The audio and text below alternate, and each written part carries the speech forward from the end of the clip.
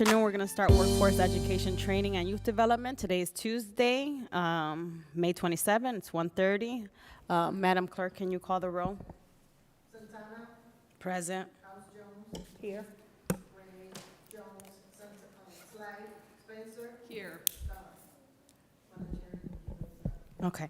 And I know we're not listening to legislation today. We're just getting a follow-up update for 905-2022, which was the signing of retention bonus program, and 906-2022, child care scholarship program. If the presenters could come up.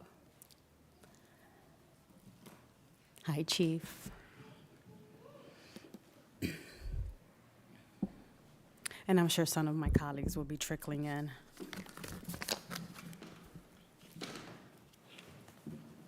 How are you doing, President? How are you? So you could begin whenever. Well, thank you, Councilwoman Santana and committee, Council Chair, for giving us this opportunity to present to you just a little context for everyone here in our listening audience. This is a follow-up presentation on an amazing investment that the City of Cleveland made, not only the administration, but the leadership of City Council. And I'm looking directly at Councilwoman Santana and Councilwoman House Jones because you were a part of all of this work with us, including the launch of this investment. This investment was $4.4 million to support early childhood, specifically scholarships for families to ensure post-COVID they were able to go back to school and get back to work, and then a retention bonus program to maintain high-quality educators into the early childhood settings. This became really important to us as an administration when we first arrived. 2022 seems really far away, but the realities of the pandemic and what was already happening in the early childhood space is still very much in the air and very much impacting people every day, particularly African American and Latinx women in our community who really are the backbone for this part of our social structure, whether we're talking about in their families or even in the business of early childhood education. So today we have our colleagues from Starting Point who are with us, and not only do we have Nancy Mendez and Kara Porter here at the table, but families who have been impacted by this, as well as providers who will also be called up to share in the presentation. So I just wanted to, on behalf of the administration, thank you all again for supporting this, and I'm really excited for you to hear the amazing impact that it's made. So I'll turn things over to my colleagues who are at the table. Thank you, Chief. Thank you, Chair Santana and Council. First, I just want to start with a heartfelt thank you. We were here a few years ago, like many sectors and organizations, asking for assistance during a very hard time in our city. And you heard us and you acted. And again, just a huge thank you for the number of families and businesses that you helped through this investment. And it is our pleasure to come in here a few years later and tell you what we were able to accomplish with your investment. So first, let me go back a few years and tell you where we were at. This was right after the worst of COVID and the economy and the community was opening back up. But many families, as you know, were still in crisis. There were families having a difficult time to get back to work because they didn't have childcare and they couldn't either afford childcare, or if they could find it, that childcare center did not have the employers. Oh, sorry, we're looking for the clicker. Okay. And couldn't find childcare because the childcare centers couldn't attract new talent. And part of that was, again, the wage. If you recall, on average, about $14 an hour for childcare employees. If they have a BA, a four-year degree, that's at $17 an hour. So basically, the result was this economy was hurting. People couldn't go back to work, and childcare centers couldn't find employees. What did that mean to our local economy? Well, it meant that people, again, were having very hard time finding work. And of those, through our survey that we put together, half the people who were unemployed named childcare as their number one barrier. So again, half the people that we surveyed in the city of Cleveland told us the reason why they couldn't work was because of lack of childcare. When we did an analysis of Northeast Ohio, we came up with a number of $114 million lost in tax revenue alone. Think about the number of people who have to call off on a frequent basis, who are unable to work full-time because of lack of childcare, or not able to work at all because of childcare. It has a huge impact on our local economy. Well, then these ARPA dollars gave us this incredible opportunity where it gave us the luxury for once to actually sit back and figure out a solution, because we actually had some funds available. What's the solution towards people not being able to access childcare and childcare centers not being able to find staff? So with these ARPA dollars, just wanted to go back very quickly that the mayor then asked Chief Pryor Jones to go out into the community and listen, figure out what's going on. And I remember being in 2 of those listening sessions and talking her ear off about what I thought was some of the issues, and many of us in the sector.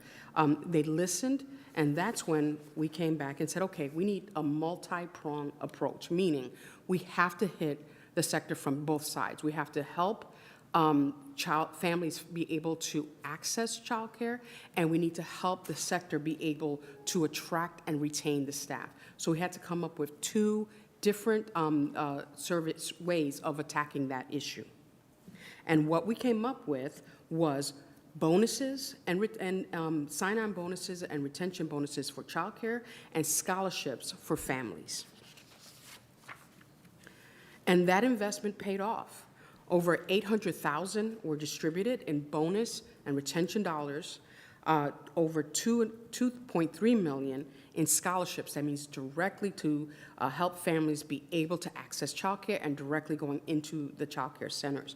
Over 240 local businesses were supported through these dollars. And I wanted you to hear from a quote from a direct recipient from Ward 8. The Cleveland ARPA Scholarship was a godsend. I am a single mom who works hybrid. I was going through postpartum, didn't qualify for any assistance because I was over income by $200 and struggling to get childcare. So what did we come up with? Well, a pretty unique model. We looked at the actual needs of the family, and we came up with different scholarship models to be able to fit the different needs of the family, of the families that we serve. There are 3 models: short-term scholarship, a bridge to new employment, and addressing the benefits cliff. I'll explain each. First, let's start off with short-term scholarship. This scholarship is for individuals that, through our wonderful navigators who are sitting behind us, they can determine whether or not, most likely, this family or individual will qualify for publicly funded childcare, but they can't start their job yet because they don't have childcare. So this was a bridge to that. We gave them dollars to be able to go right to work and then help them with the application so then they could apply and get publicly funded childcare. So it was a short bridge to state funding. The second innovative model we used was a bridge to unemployment.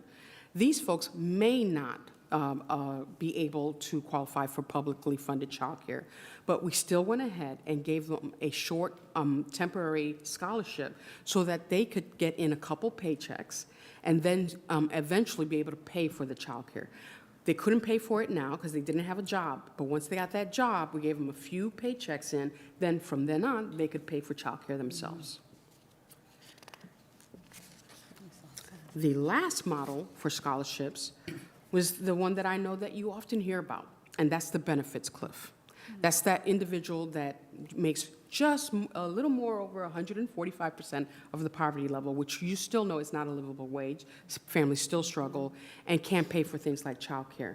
So what we did was be able to give them a scholarship for a few years so that they could afford sending their child to childcare and still continuing to be able to work. And again, these were families that did not qualify for publicly funded childcare. They were just above. And this was more than a scholarship.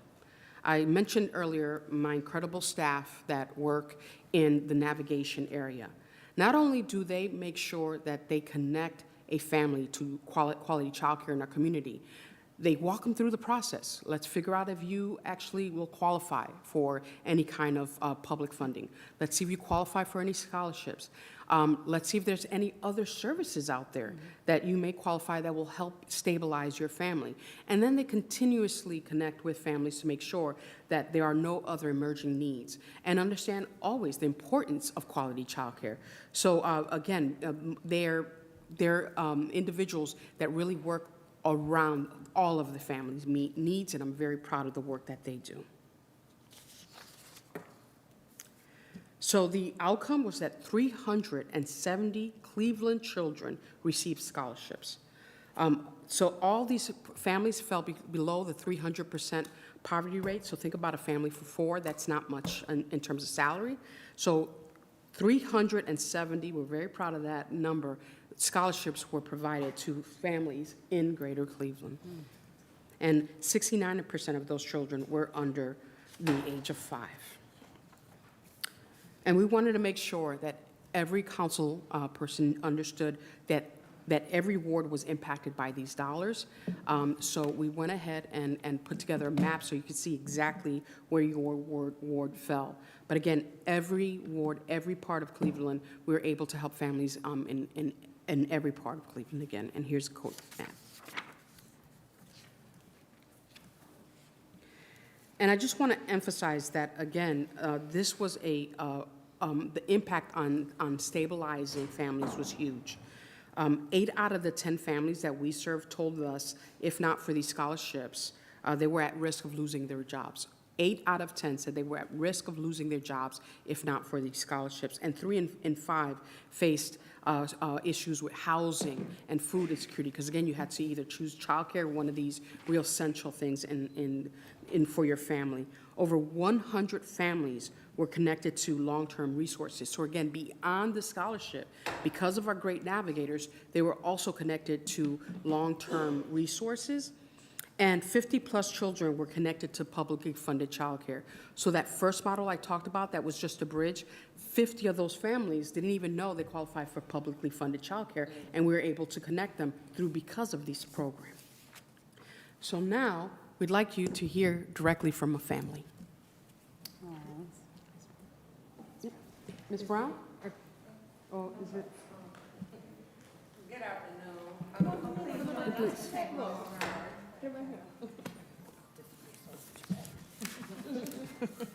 Good afternoon. I want to thank you all for taking the time to listen. My name is Carla Brown. I have a Type B family child care provider in the St. Clair Superior area, Brown's Children's Paradise Family Child Care Service. I've had the privilege of having the scholarship for the children and the bonus retention. It has helped one young lady that was in my care.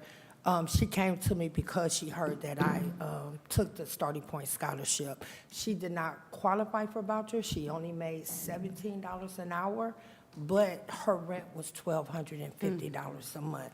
So when you take into account trying to get someone to watch her child, she was paying people like $50 every other day. She was on the verge of losing her job. She worked for Amazon. She utilized the scholarship. How she qualified for public assistance is because she had another baby. But had she not had another baby, she would have still been relying on the scholarship to ensure that she would be able to make it to work on time and every day. I even had to give her a list of my closure days because Amazon was ready to let her go when she came to me. So the scholarship saved her job and helped her.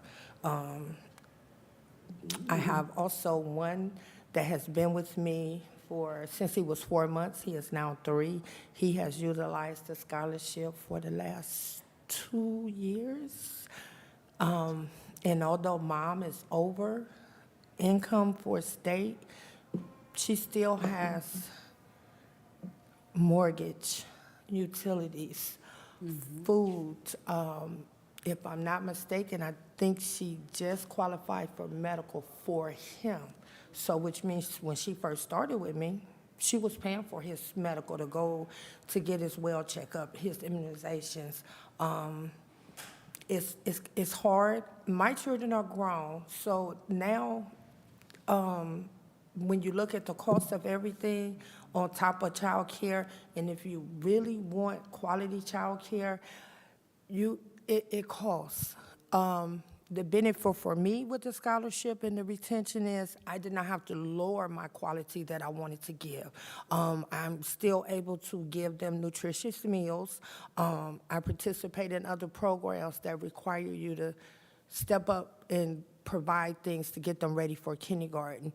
So without the scholarship, the bonus retention, I probably wouldn't be sitting here talking to you ladies. I'd probably be not in my home providing quality care. Oh, thank you for sharing I that. want to thank you all and thank you for the scholarship. It is much appreciated and needed.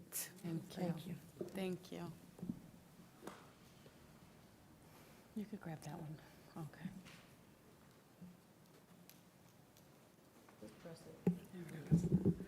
Thank you very much for having us here today, and it's so wonderful to hear from Ms. Brown. I'm now going to talk a little bit more about the bonus and retention specifically and the impact that that had on child care programs. So as Nancy mentioned, this really was something that stabilized the workforce and helped keep child care providers in the classroom. And what we realized after the pandemic was providers could no longer compete with fast food and retail because they weren't paying high enough wages. And so in order to attract new staff, we had a strategy of sign-on bonuses, and in order to keep staff, had retention bonuses so that we could keep those quality childcare providers in the classroom caring for kids. And it worked. We had $800,000 in support that went to just over 1,000 employees. A few of them got two different types of bonuses, a sign-on and then retention. So you see that the bonuses are about $1,600 given out. And those dollars impacted 6,000 children in the city of Cleveland and created space for an additional 2,500 by increasing the capacity of those classrooms. So we were able to, as a system, serve many, many more children because of these dollars. So, just like in scholarship, we really had a very even spread of bonus and retention dollars across the city. And so you can see the number of bonuses and retention that were given out by ward and where the recipients lived. And child care providers themselves told us that this was very, very helpful. 73% of new hires stayed for 90 days or longer, which is much higher than the national average for retention. And 87% of programs said the sign-on bonuses helped them attract new talent.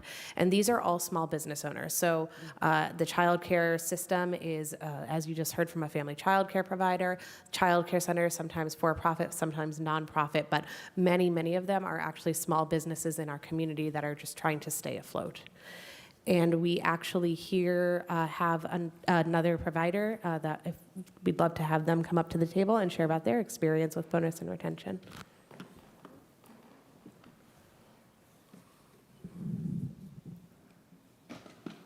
Hello. Hi, What's your name? my name is Shelley Carter. I'm here from Kitty Castle Child Care Center on the Lake, Okay. and I'm here I'm here on behalf of our entire team to express our thanks for the bonus and retention funds. It meant a great deal. And this recognition was more than just financial. It was a powerful reminder that the work we do matters. And you know, when we work in this profession, sometimes the compensation does not reflect the value that we bring each day. And I also want to acknowledge that this was like a booster shot to our morale, our commitment, and our sense of purpose. And every day, you know, we come in, we nurture the minds of our hearts and minds of our youngest Cleveland citizens. And we support families every day to go to work, go to school, to build their futures. but we can't do this alone. Your help from starting point is much needed, and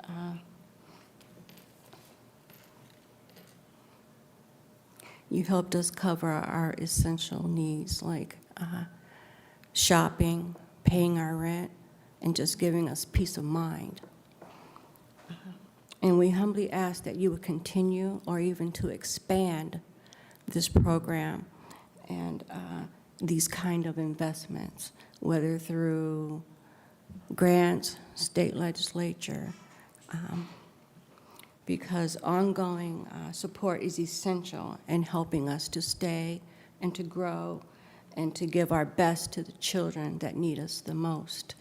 And we just thank you for believing in us and giving us some real support. Thank you. Okay, thank you. I was a little nervous. Yeah, you don't have to be. Yeah. You got a calm vibe. That's wonderful. She counters my vibe, so that's great. I just want to emphasize what both of our providers have mentioned, that number one, they set the education foundation for our children. There's nothing more important than that. There's nothing better than growing strong, resilient young people instead of trying to figure out what to do with broken adults. That is what our child care system does. They make sure that our children are set up with a strong foundation so they can succeed. Child care centers are also the workforce behind the workforce.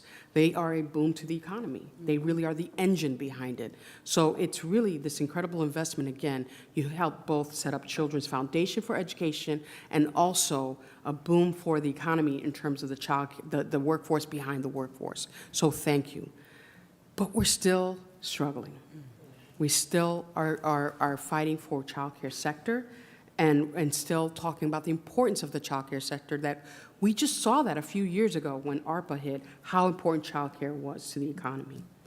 We still have 55 children in scholarship. It'll run out this year.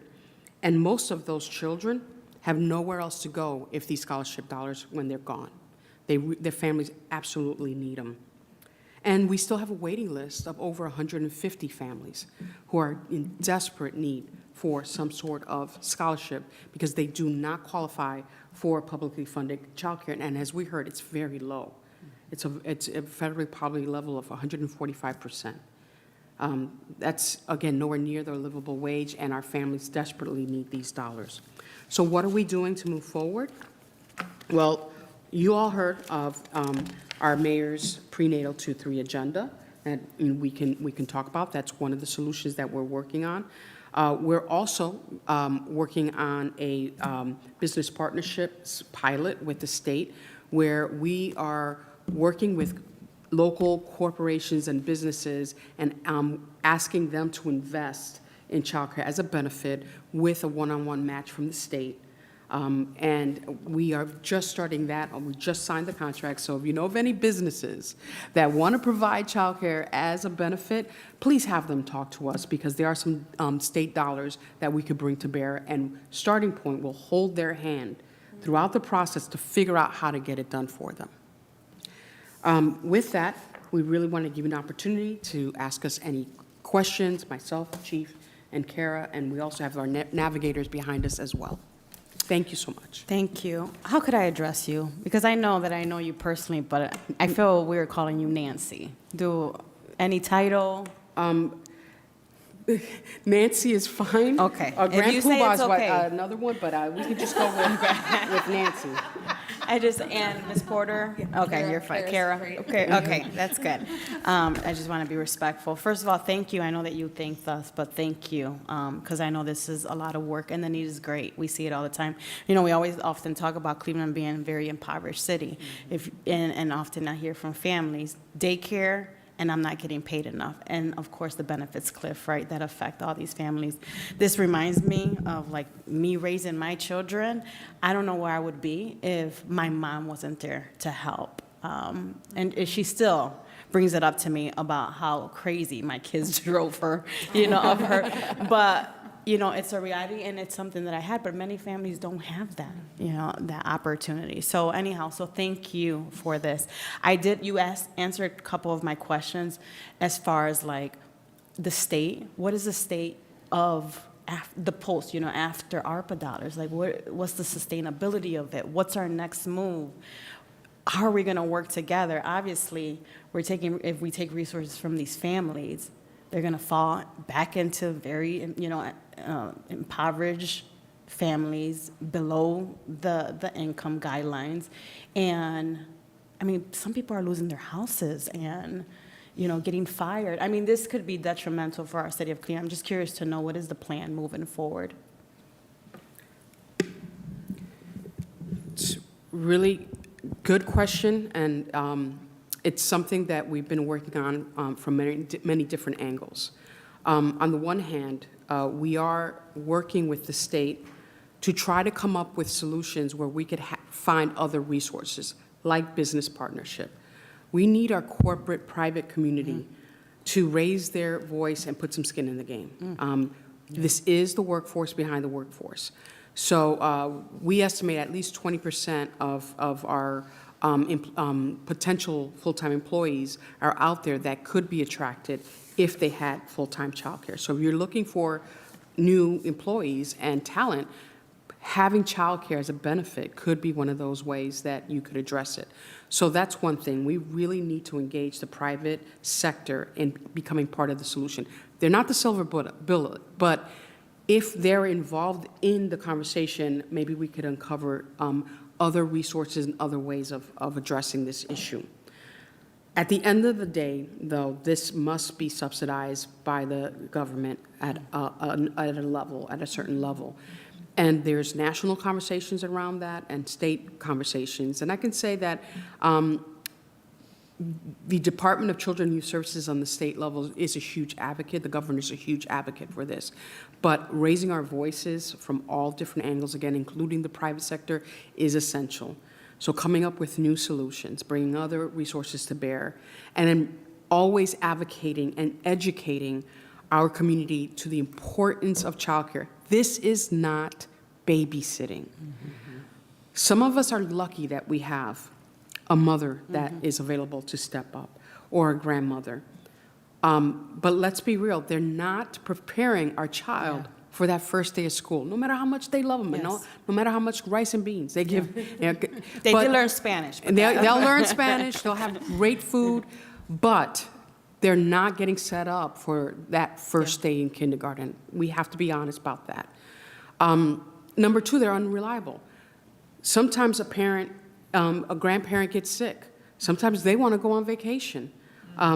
There are many reasons where they're just called because they're doing this as that kindness of their heart. Say, hey, I'm not available tomorrow. I have a doctor's appointment. I'm going on vacation. What do you do then? And we've seen the economic impact of that as well. So it's unreliable and it's not educational environment. So what we're saying is we must have a system of childcare so that our children thrive and our economy thrives. So what are we going to do? We got to keep advocating, educating to the importance of the sector so we get the right investment into the sector. Yeah. And those conversations are already taking place, Nancy? And Correct. And anyone who will have us at the table, we will be there, and we continue to push in terms of research, economic analysis, so that we're giving them real-life stories at the same time, presenting them the actual data that shows the importance of having a thriving, well-built-out childcare sector. Got it. And I did come across an article that was talking about the state level Ohio's budget adjustment, that they approved $213 million for childcare, for the childcare choice voucher program. Yes. Is that all? That's probably always been in existence, right? Because I hear No. it's like the state's taking Head Start away and then they're, approving. Again, I think amendments for that. there's a back and forth in terms of where we're going to land. There's still discussions on the state budget. As you know, the Senate is now reviewing the budget, and I would hope that they hear how important it is to continue to invest in childcare. Those dollars that you referred to, $213 million in voucher, those are pretty new dollars. They started with the governor about 2 years ago, and it was to finally address those individuals between 145% to 300% of the poverty rate. If if you look at the numbers, there really isn't much in terms of salaries when you look at families. But we were one of the lowest. Right now, 145% is the rate we're in for publicly funded childcare. That is second lowest in the country. So the governor stepped in and found additional dollars to then offer this voucher. Thankfully, they're going to continue funding it at 213% to cover people at below 300% of the federal poverty rate, but it's just not enough. Now, again, we're thankful for the continued investment, and we're continuously looking for ways where we can bring other resources to bear. Yeah. What's, give me an average cost of like a family of 3 or 4 with that 300 medium income? 40.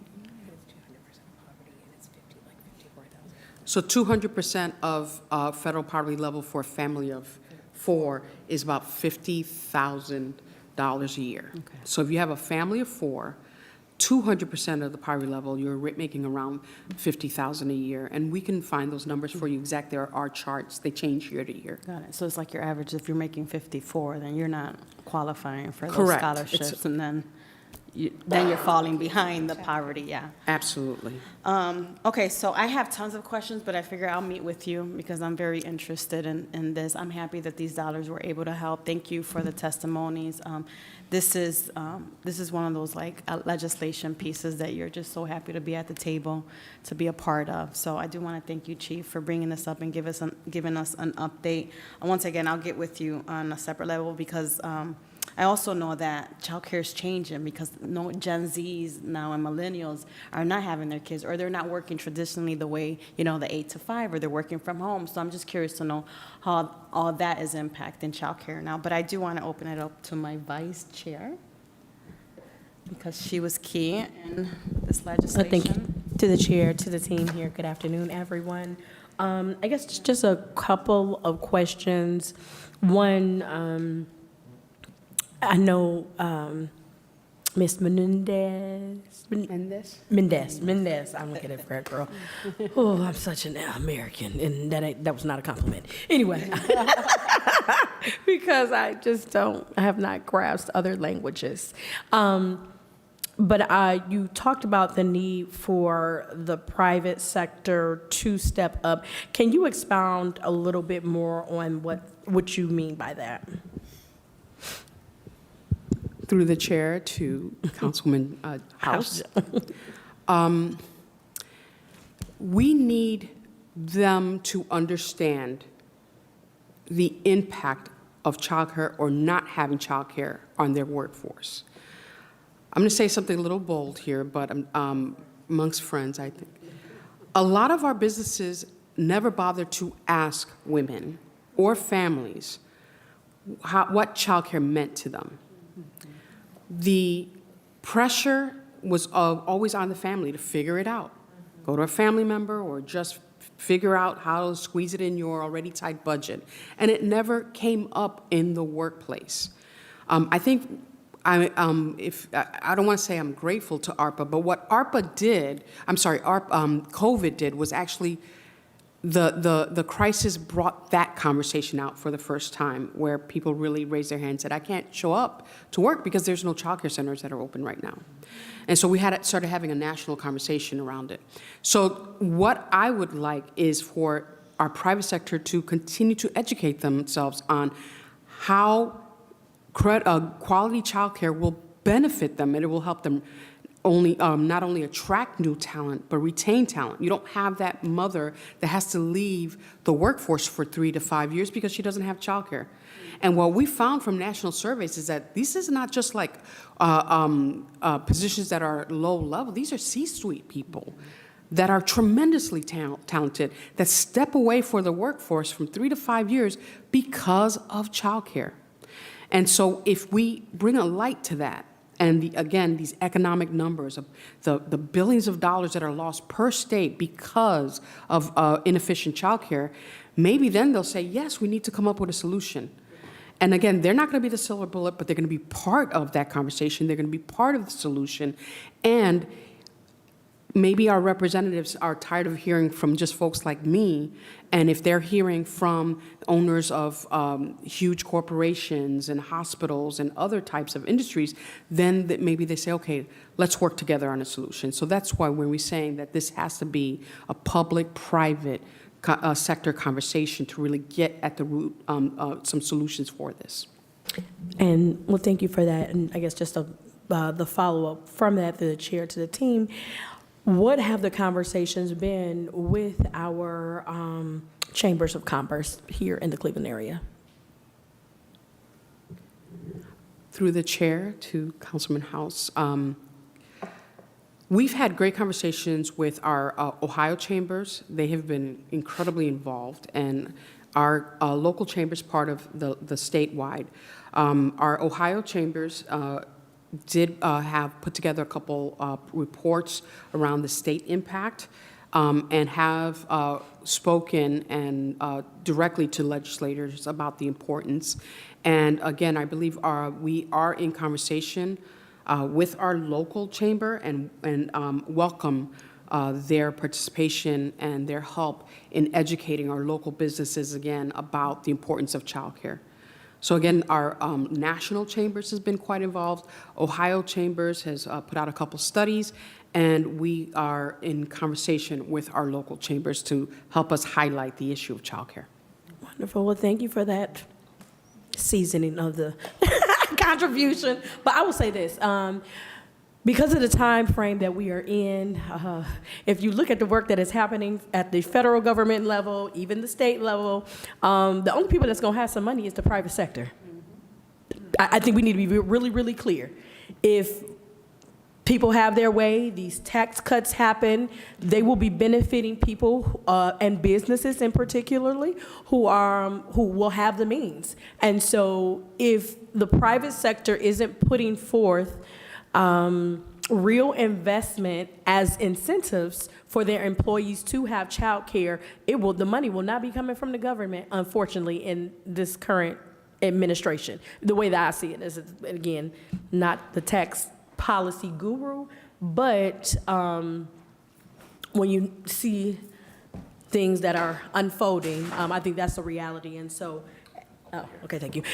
As much as we can to have these conversations in a very real way with people, and having Clevelanders continue to tell their stories. I think this is one of those things when people talk about they are the beneficiaries of, which was a policy decision, but on the front end are not continuing to advocate, by voting and engaging and asking people directly, these are the types of investments that we want. These are the things that have not only been able to help my family sustain, but again, this is an economic decision, right? When we do not invest in families, we are not investing in our economy. That's the reality of things. And so thank you all so much for your work. And, if there's anything I know collectively we can do to be supportive, we're here to stand with you. Thank you. Thank you. Thank you for that. Next up, I have Councilwoman Spencer. Thank you, Madam Chair. I really appreciate all the comments made so far today, and especially just now, Councilman House Jones's comments. It's interesting because we're so lucky here on Cleveland City Council to have a former state legislator in our midst. Councilwoman House Jones knows very well how the State House operates, and it's really interesting to hear your reflections, Councilwoman, on the importance of the role of the private sector.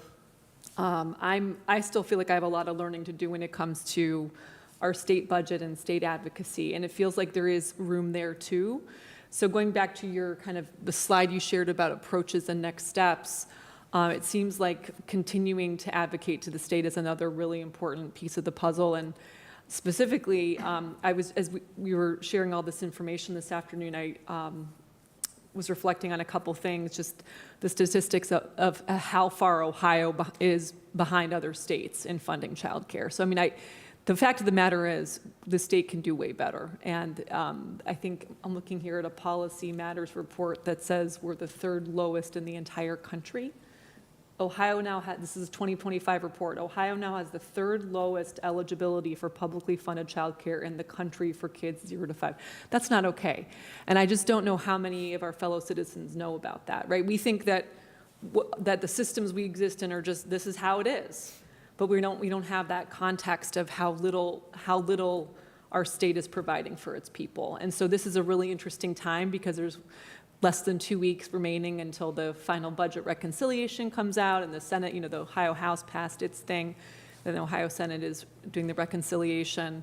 I'm really disappointed that it appears that state lawmakers have taken away from what the governor recommended, that the governor appears to get it and has advocated for more child care funding, and the Ohio House came out with a less generous version of the budget.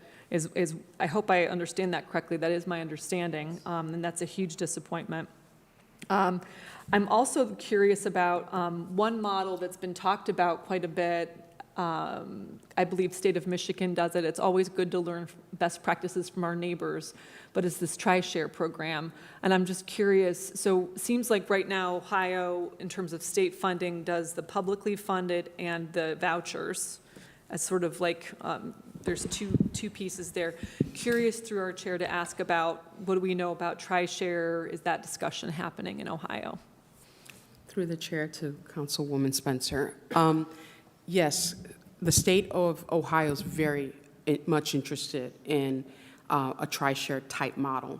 And there's a couple different pots of dollars that are set aside to figure out how we can make that work in Ohio. We are currently working on a business partnership, which is based loosely off of TRISHARE, but what we're trying to do is build off of the struggles of TRISHARE in Michigan. It really is based on the fact that businesses will want to invest a third of childcare in their employees. That there's really no, what we're finding, there's not enough incentive. So what we're trying to figure out is a model that'll work for Ohio. And I would, if you know of any local businesses, again, we have a contract with the state where we want to do a little twist on it, which is starting point will take on all of the administrative work. Working with Cleveland Foundation, who's agreed to work with us on this, where the state, the business can decide and have more decision-making power on how much they want to invest, and then we will do all of the work behind the scenes. That means paying the centers, navigating for their employees, and making the connection between what will work for their employee to what center works for their employee. That's something that most businesses don't want to touch. So we're trying to figure out a twist on the model that'll work for our state. But yes, there's a lot of interest. There are dollars available. They're trying to figure out what type of model will work that's a public-private model. If you could help us, it would be if there's any local businesses that are looking into figuring out how to make child care a benefit, but they don't want to break the bank of their business, have them call us. I would love to sit down with them and try to figure out how we can engage them and bring to bear some of these state dollars that are available, because the state truly wants to figure out a way to help businesses invest in child care.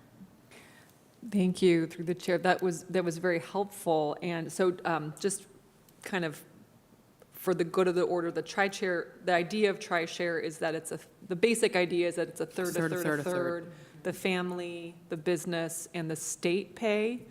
That is correct. Okay. And some of the struggle is that a third of the benefit is too much for some businesses. And what we heard from other businesses that we first did a listening session, and what we heard from some businesses is that they're already dealing with a lot of benefits in their HR departments and their talent management departments. They don't want to have to tackle another benefit. And that's when we said, we'll do it. If you want to just put your dollars in to with the Cleveland Foundation and the pool, we will take care of it. So what we're trying to figure out is what isn't working in Michigan, remove that barrier, and pursue, again, a public-private sector by taking on more of the administrative burden. So barriers were a third may be too much for some businesses, especially small businesses, and they do not have the capacity to have to manage yet one more benefit. We're giving them flexibility through our model of figuring out what's the right level for them to be able to give to the employees, and we will take on the administrative burden. We're hoping it's successful, and if it is, we'd like to then bring it up to scale across the state. Thank you. So through our chairwoman, it sounds like this is almost like a pilot. Would you call it like a tri-share pilot happening? Yes, we have to come, through the chair, Councilwoman Spencer, I call it, I need a better name for it, it's Tri-Share Light, but it is a pilot, and we just, again, signed the contract with the state, and we want to figure out what type of model works. Very much like we, thankfully, through your investment, we are able to figure out the different types of scholarship dollars we needed, for example. It gave us the opportunity to listen to the community and then come back with different ways that we could support families. We'd like to do the same thing with businesses and this model, which is listen to the businesses and come up with different models that really will help businesses also do their part in supporting childcare.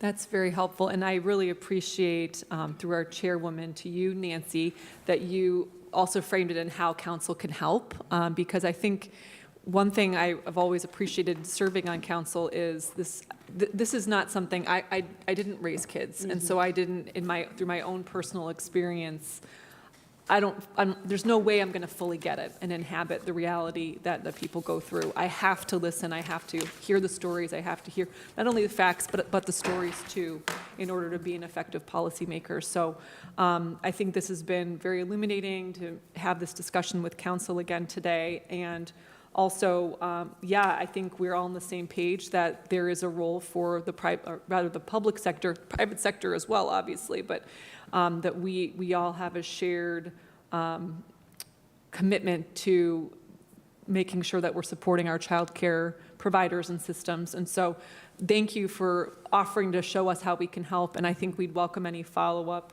information or materials and just a specific ask to council members following today's hearing. And Madam Chair, I'll just make one more brief statement. We, last week in our caucus, we have a monthly caucus, and the United Way came to present about ALICE statistics. Yes. And just as you were talking today, that just totally resonated, just the benefits cliff conversation, but just how many families are struggling even though they don't meet certain technical poverty guidelines or state mandated limits, income limits. The ALICE conversation just really hit me hard on understanding, just how many additional families really need the support in so many different ways and aren't getting it. So this really helped me to connect dots today. So thank you very much. Thank you. Thank you, Councilwoman. Next up, I have Gray and then Councilman Slife. Could close Yes, us thank out. you, Chair. Well, this is a terrific program that you have set up. Myself, I'm going to echo Councilwoman Spencer. I do have children, but my children are grown and my grandchildren are grown. So I've been out of the daycare environment for many, many, many years, okay?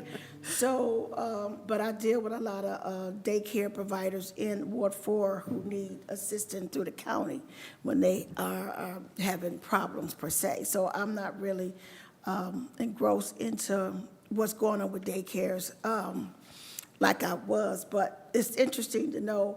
I just have one question, was a couple, but the question I have is, how are the businesses are assisting with the program? Is that a fair question? I'm not sure, because I'm trying to figure out, I see your presentation, but you said the businesses are also collaborating with this program or not? You want to? Through the chair, confused. Councilman Gray, there's two different, I was referring to a new state-funded pilot called Business Partnership. Okay, that's right, okay. Now, the businesses we collaborated are wonderful businesses led by predominantly many strong women, which was our childcare owners.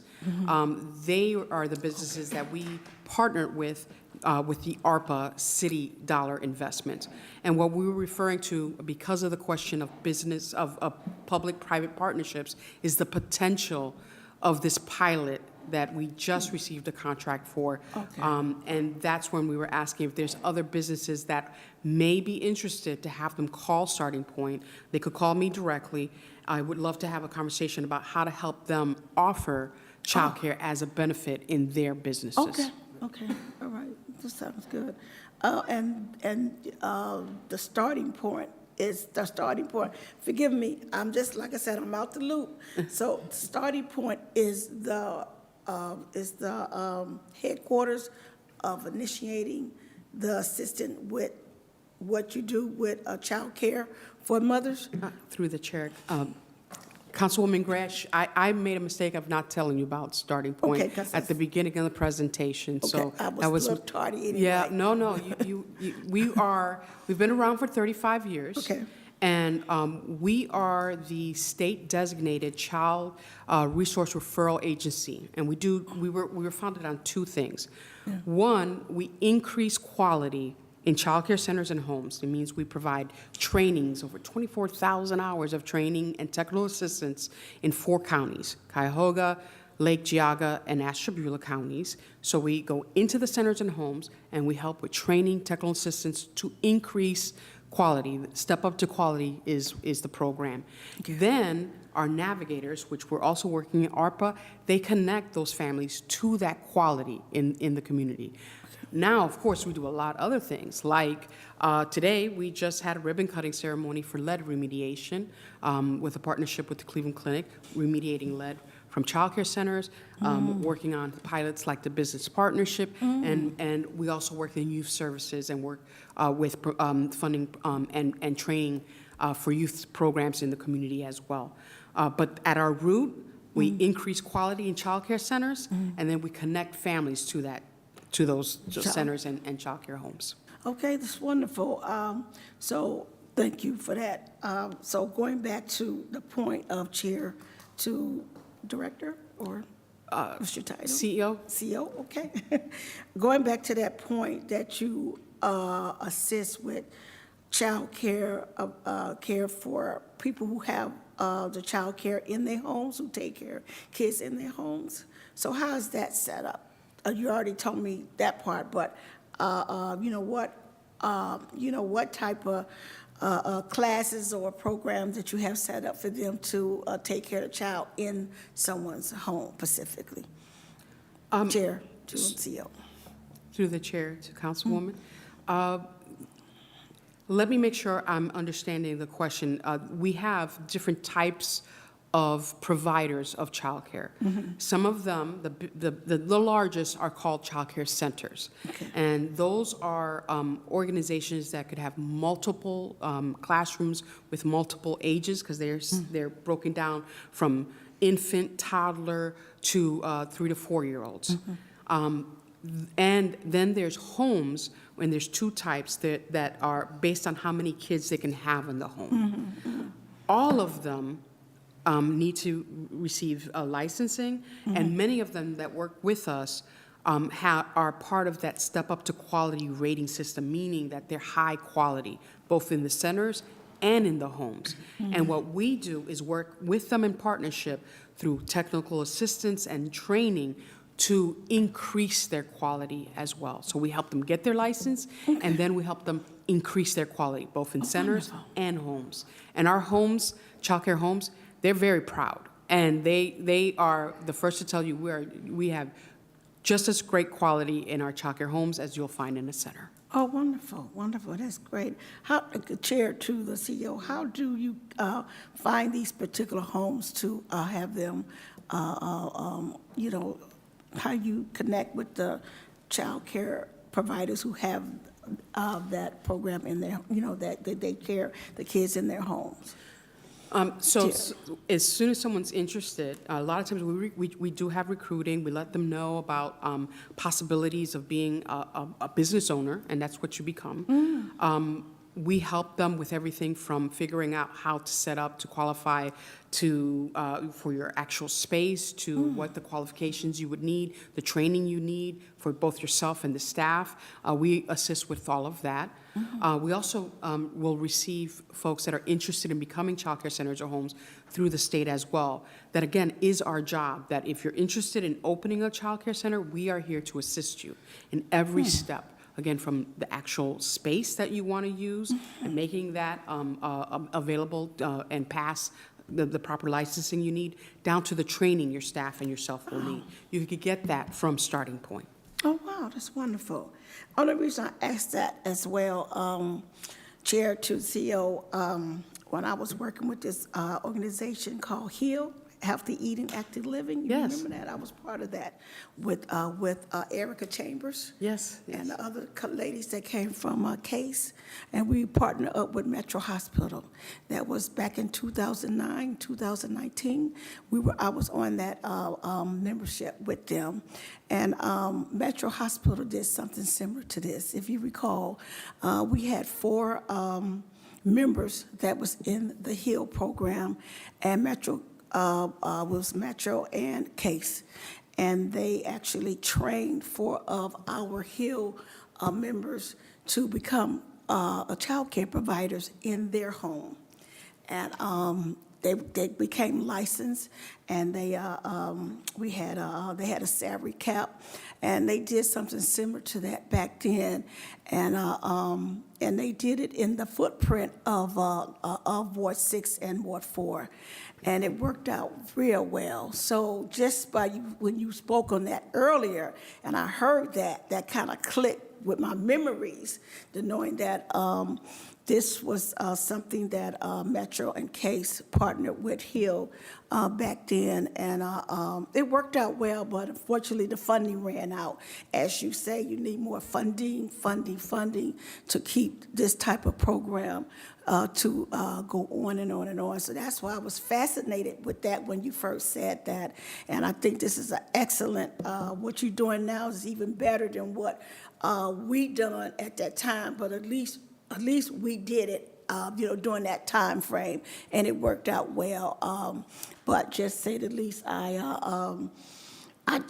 think it's great what you're doing, and I hope that whatever we able to do, and anybody else able to do to keep this program moving on, I think it will be a success. So kudos to everyone that's partnered up with this, and the families that also was able to excel from this as well. So just all I have to say. Thank you, Councilwoman. Okay. Councilman's Life. Thank you, and I apologize for being late. I was child caring, so I feel like I get a hall pass for that one.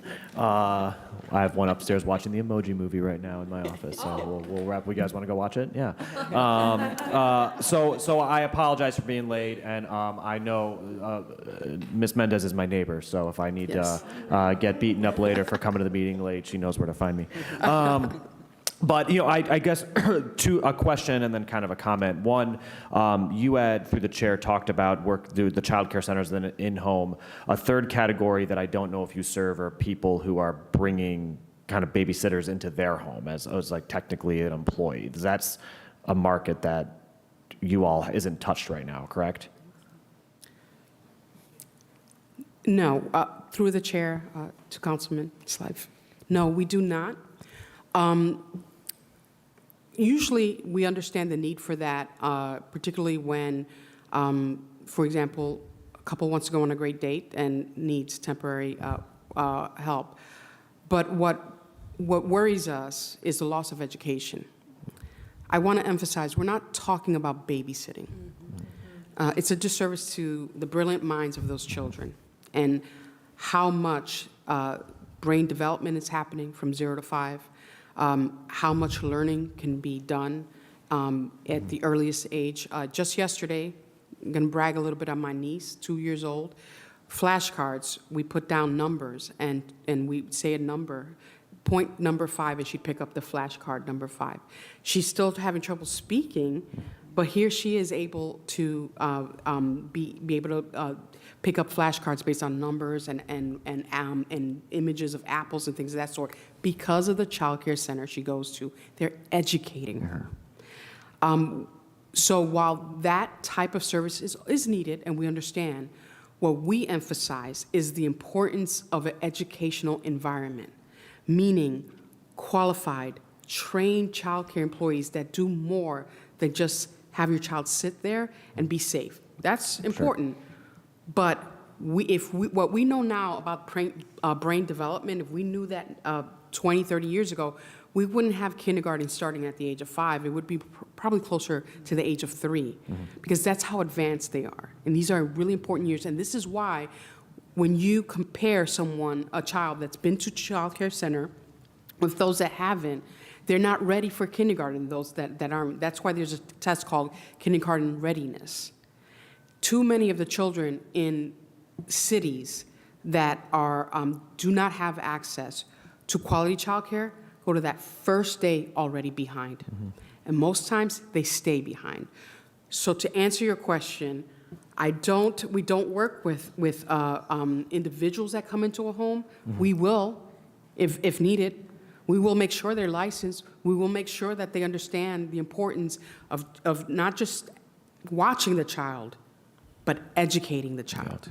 And that's why right now we don't work with them. We work with childcare homes, childcare centers, because they're in the business of educating, not babysitting. Sure, and I ask, and babysit is like it's not the right operative word even sometimes, because I ask, and I'll admit, we had an in-home person come in for many years because it was the only thing that worked, and I worked with our schedule, and I know a lot of people that work, say, in public safety or in medicine where the hours are irregular, and it becomes difficult to find a placement in a child care center because you don't need it 5 days a week. You might need it 3 days this week and 2 days next week and 5 days the next. That I do sense that there's sort of an informal economy happening here, and I'd love to find ways to make sure that individuals working in that field that the people seeking that aren't going for a subpar product, but also that the people working in it are getting proper credentials and paying into Social Security and things, that this is a career choice and not just like a stopgap between here and the next thing, which is I think sometimes how we can think of it sometimes as it being informalized. So I ask, I'll massage the idea a little bit more, but I wonder if I will say personally, I quarterly remitted taxes to the city of Cleveland and paid into Social Security and all these things. It was not the cheapest solution, but it was the cheapest solution we could find that aligned with our hectic schedules, and I'd like to think through ways that we are able to kind of recognize that as maybe not a preferred third prong, but one that we know is going to be out there to some degree, right? Through the chair to Councilman, I do want to say that you bring up a really good point in terms of hours, and it is something we're trying to address.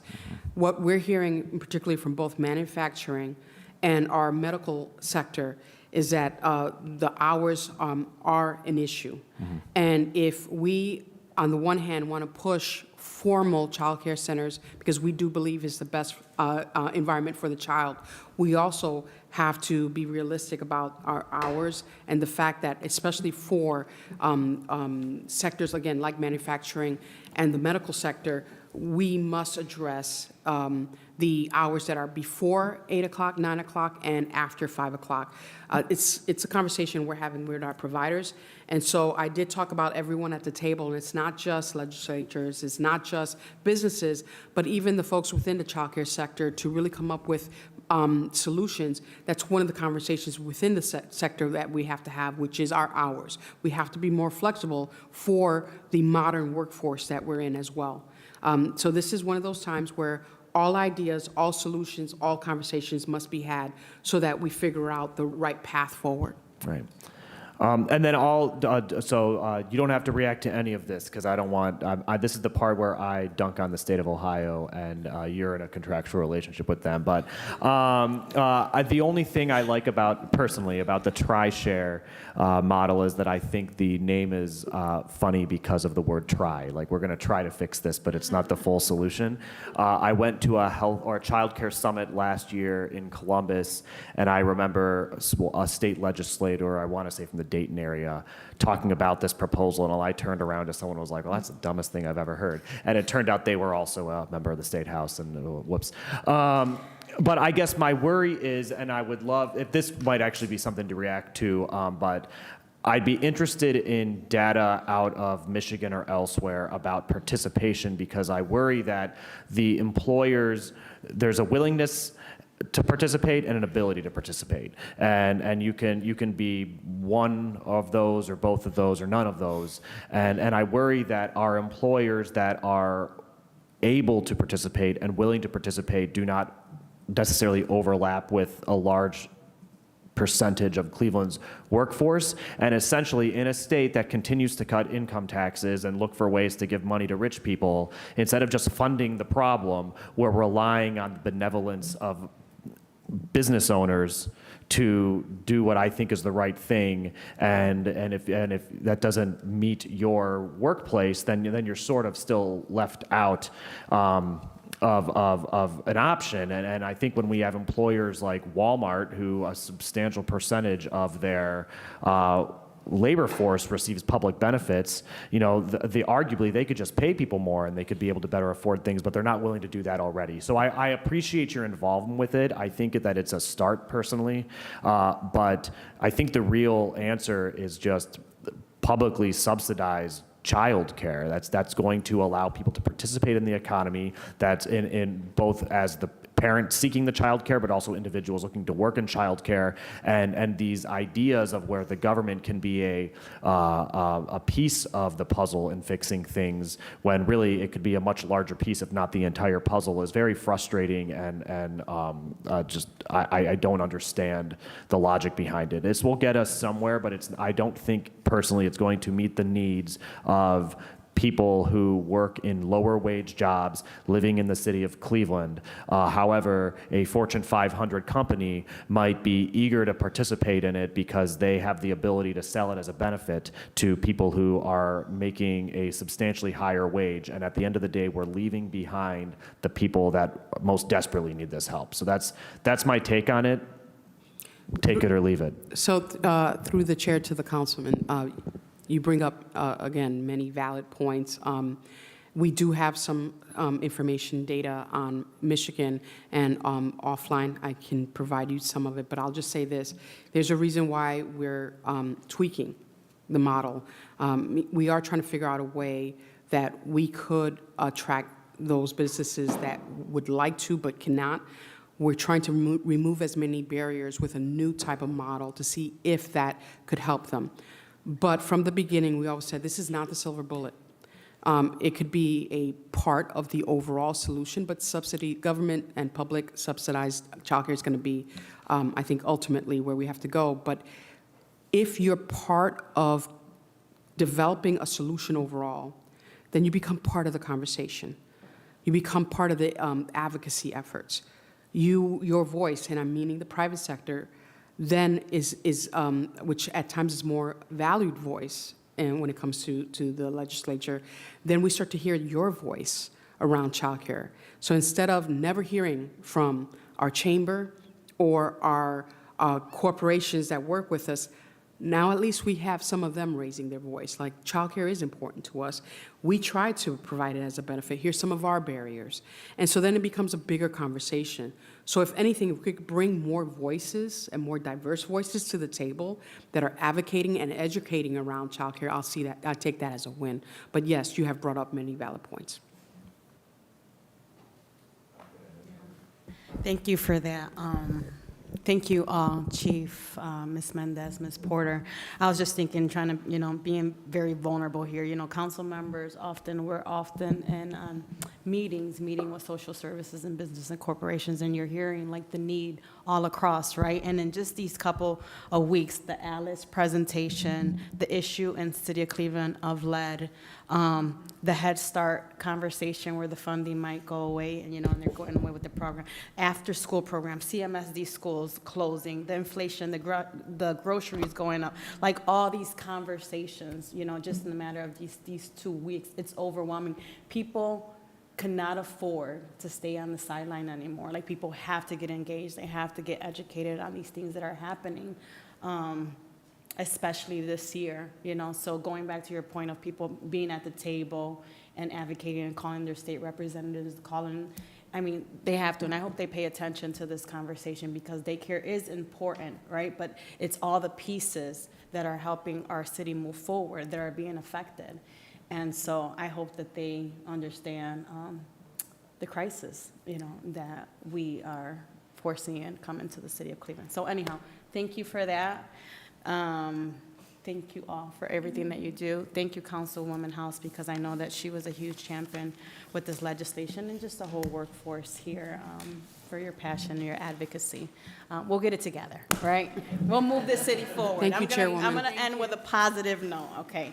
But we are here to help, and we're here to advocate for the next steps, and we're with you, Ms. Thank you Mendez. so Thank much. you so much. This meeting workforce, oh, do you want to, go ahead, Chief, go ahead. If I just might, I just wanted to again thank you, and I know you all, it's like the day after the holiday, and you all showed up here today to hear this presentation, so I do thank you very much for that. I did, Nancy mentioned the mayor's prenatal to 3 agenda, and I did want to at least highlight for you some of the things that we're doing to continue from this learning on the administration side that we want to do in partnership with you.